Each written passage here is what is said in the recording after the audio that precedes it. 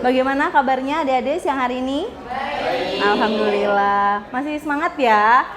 Meskipun udah siang, ini waktunya mungkin kalian beristirahat, tapi harus mendengarkan kuliah saya ya. Terima kasih yang sudah hadir tepat waktu. Baik, untuk pertemuan siang hari ini, seperti yang sudah kita bicarakan di pekan lalu ya, bahwa kemarin kita sudah belajar mengenai bagaimana perencanaan ataupun prinsip kerja dari proses fermentasi ya. Untuk pertemuan kali ini, kita akan membahas mengenai bagaimana aplikasi fermentasi terhadap produk-produk ataupun bahan pangan hasil ternak gitu ya. Jadi sebelum kita mulai ya, alangkah baiknya kita berdoa terlebih dahulu ya. Mungkin siapa yang mau memimpin doa? Oh ya, boleh silakan Mas Zulfikar, boleh Mas Bayu, monggo. Mas Zulfikar mungkin ya? Ya, silakan Mas. Sebelum memulai mata kuliah pada siang hari ini, marilah kita berdoa menurut keyakinan masing-masing. Doa mulai. Doa selesai. Baik, terima kasih ya sudah dibantu Mas Zulfikar untuk memimpin doa. Baik, kita langsung ke materi ya. Ya, oke. Sebelum saya menjelaskan nih daging fermentasi dan juga contoh-contoh produknya ya. Kira-kira ada yang masih ingat nggak proses fermentasi itu apa sih? Ya, silakan Mbak Indana. Proses fermentasi adalah proses pengolahan pangan yang melibatkan mikroorganisme. Bagus. Ada yang lain mungkin yang bisa menambahkan? Ada sedikit yang kurang lengkap gitu. Monggo. Saya Bu. Ya, silakan Mas Bayu. Fermentasi dilakukan di inkubator pada suhu yang terkontrol dan menghasilkan produk dengan karakteristik yang unik. Oke. Ya, bagus sekali ya jawabannya. Terima kasih yang sudah berani menjawab. Mungkin ada yang mau menambahkan? Sudah ya? Ya, jadi betul sekali ya bahwa proses fermentasi itu adalah proses yang melibatkan satu mikroorganisme tentunya ya. Jadi kita bisa pakai bakteri, kita bisa pakai kamir gitu ya, segala bentuk mikroorganisme tentunya yang baik ya, non patogen itu wajib ya. Karena apa? Proses fermentasi ini nanti produk hasilnya akan kita konsumsi ya. Jadi wajib sekali mikroorganisme yang kita gunakan harus yang baik ya, harus yang baik artinya tidak menyebabkan penyakit dalam tubuh kita, jadi harus aman gitu ya, seperti itu. Nah nanti ya di sini juga dijelaskan ya bahwa proses fermentasi daging ya itu nanti akan menghasilkan tadi yang seperti Mas Bayu sampaikan, menghasilkan produk dengan karakteristik yang unik gitu ya. Jadi nanti ada rasa-rasa asam di sana ya, kemudian ada sedikit manis, kemudian karakter yang lain adalah teksturnya menjadi lebih empuk ya. Karena apa ya? Karena ulah ataupun bantuan dari si mikroorganisme ini. Begitu ya. Jadi mikroorganisme ini membantu. Makanya kita harus menggunakan mikroorganisme yang non patogen. Jadi aman untuk kesehatan kita. Begitu ya. Nah, selanjutnya di sini akan kita bahas khususnya adalah daging fermentasi. Yang mana memang daging fermentasi sebenarnya sudah umum ya, makanan umum di luar negeri gitu ya. Sudah di Indonesia sendiri ada nggak? Ada yang pernah tahu mungkin? Bekamal, ya betul ya. Bekamal terutama di Banyuwangi ya. Bekamal sudah mulai hits nih ya, karena teman-teman kita ya, jadi dari kalangan dosen maupun mahasiswa itu sudah mulai banyak yang tertarik untuk menggeluti ya, menginovasikan ya, juga mencari tahu, menginovasikan bagaimana bekamal ini bisa dikonsumsi ya oleh orang banyak dan juga bisa memberikan efek kesehatan dan tentunya terbantu ya untuk ketahanan pangan kita gitu. Jadi kalau di luar negeri itu sudah banyak ya, dia di USA, Jepang ya, Thailand itu sudah banyak yang mengkonsumsi daging fermentasi. Jadi yang jelas ya, daging fermentasi yang tadi hasilnya sudah memiliki karakteristik yang unik ya. Artinya ketika mereka itu difermentasi ya, daging difermentasi, mereka ini sudah bisa kita sebut sebagai ready to eat product. Ada yang tahu maksudnya? Iya, siap untuk dikonsumsi. Betul sekali ya. Jadi aman Bu kalau misalkan langsung dimakan setelah selesai fermentasi, sangat aman. Ya, seperti itu. Jadi boleh kalian mengkonsumsi daging yang sudah difermentasi. Makanya kenapa aman? Karena balik lagi tadi menggunakan mikroorganisme yang non patogen ya. Jadi memang kita boleh mengkonsumsinya setelah selesai di fermentasi.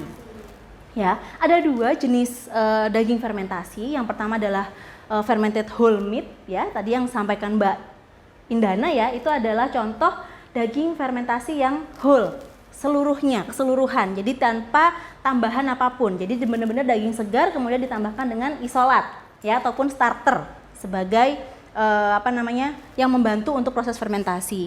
Kemudian yang kedua adalah fermented sosis ya atau sosis fermentasi begitu. Nah, nanti ya pertemuan kita untuk praktikum kita akan mempraktekkan ya, mendemonstrasikan untuk pembuatan daging fermentasi yang fermented whole meat product ataupun bekamal yang khas di kota kita gitu ya. Oke. Ya, ini adalah salah satu contoh, beberapa contoh ya. Ada fermented dendeng, ada shi ya, shi itu dari Aceh. Terus kemudian terakhir ada bekamal. Nah, ini nanti yang akan kita praktekkan. Itu ya. Nah, mungkin itu ya penjelasan dari saya untuk siang hari ini. Ada yang mau ditanyakan? Ya, silahkan. Starternya pakai apa, Bu? Oke, untuk bekamal ya terima kasih ya sudah diingatkan. Jadi nanti untuk bekamal kita akan menggunakan starter hasil dari isolasi dan identifikasi yang sudah dilakukan oleh kakak tingkatmu bersama saya, tim proyek penelitian saya, yaitu Lactobacillus ya ataupun bakteri asam laktat dengan kode isolat B14A. Nah, isolat ini apa? Ya, ini diduga dia adalah bakteri asam laktat gitu ya. Kok bisa tahu, Bu? Ya, ini adalah hasil penelitian kami ya, saya dan tim yang sudah berhasil mengisolasi dan juga mengidentifikasi bakteri tersebut dari asalnya, yaitu bekamal. Tujuannya untuk apa? Tujuannya adalah untuk membantu mempercepat proses fermentasi.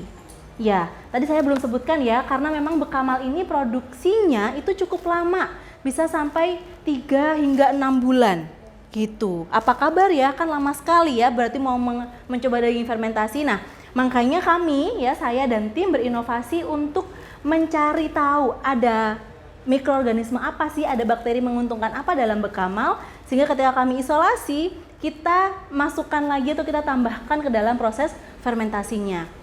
Dan dari hasil penelitian yang sudah kami lakukan, ya, isolat tersebut mampu mempercepat proses fermentasi yang tadinya butuh waktu 3 bulan sampai 6 bulan, hanya membutuhkan waktu 14 hingga 21 hari saja. Gitu. Jadi dalam waktu 2 minggu ataupun paling lama 1 bulan sudah bisa menghasilkan ya bekamal yang bisa kita konsumsi secara langsung. Begitu, Wanda.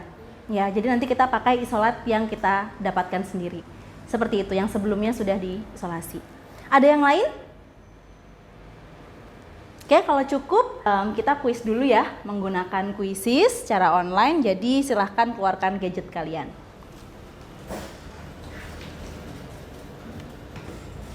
Oke.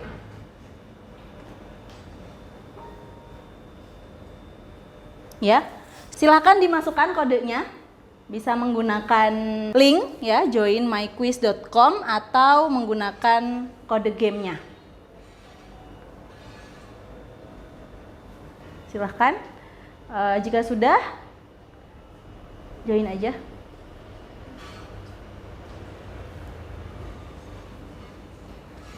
Sudah? Silakan yang sudah bisa join. Oke, kita mulai ya.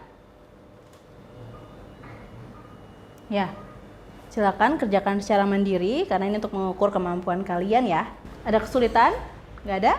Aman? Aman ya? Aman, oke. Kalau ada kesulitan bisa disampaikan. Baik, sudah 15 menit ya. Kita akhiri. Semuanya sudah selesai ya? Sudah. Oke, baik. Terima kasih atas waktunya ya. Kita ketemu di praktikum nanti sore ya, jam 14 ya. 14:10 kita ketemu lagi di sini untuk penerapan teknologi fermentasi pada daging gitu ya. Silakan dipersiapkan, jangan lupa dibawa jas labnya. Sampai ketemu. Saya akhiri. Wassalamualaikum warahmatullahi wabarakatuh. Assalamualaikum warahmatullahi wabarakatuh. Ya, alhamdulillahirrabbilalamin ya. Kita ketemu lagi pada kegiatan praktikum yang tadi siang sudah kita bicarakan bersama ya. Mengenai apa? Pembuatan bekamal atau daging fermentasi ya. Jadi di sini sudah disiapkan beberapa alat dan juga bahan untuk membuat daging fermentasi. Jadi ini juga bisa kalian coba praktekkan di rumah. Hanya memang bedanya adalah penambahan dari kultur starter yang kita tujuannya adalah untuk mempercepat waktu fermentasi ya. Oke. Begitu ya. Nah, ini saya coba praktekkan dulu. Nanti ada yang mau mencoba? Silakan. Iya, silakan. Wanda, nanti kamu bisa timbang bahan ya. Bahannya ada daging sapi, kemudian ada gula merah dan garam. Nah, daging sapinya ada 100 gram ini di sini. Nanti konsentrasi untuk garam itu 7%, lalu gula merahnya 7,5%. Ya, jangan lupa dihitung ya, dihitung dulu Mas Bayu yang pegang kertas, silakan dihitung dulu 7,5% dan 7% dari berat daging. Ya, 100 gram. Nanti kemudian penambahan kultur starternya adalah sekitar 5%. Ya.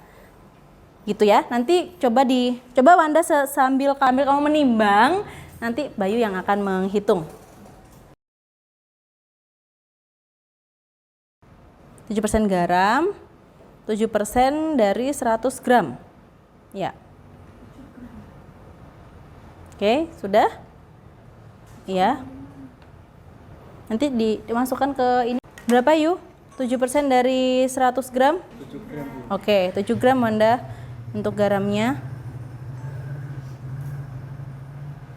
Oke, kemudian gulanya 7,5%, berarti 7,5 gram. Oke, bisa kamu menggunakan pisau. Dihancurkan dulu, baru nanti itu. Oke, ini isolat yang kita gunakan ya nanti. Kenapa harus menggunakan?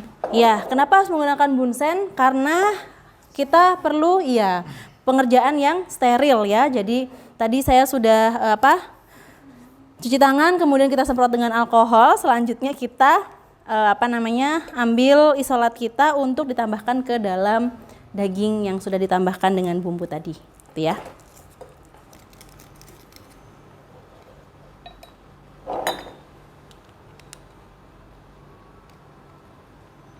Ini dimasukkan kan itu? Oke, yep.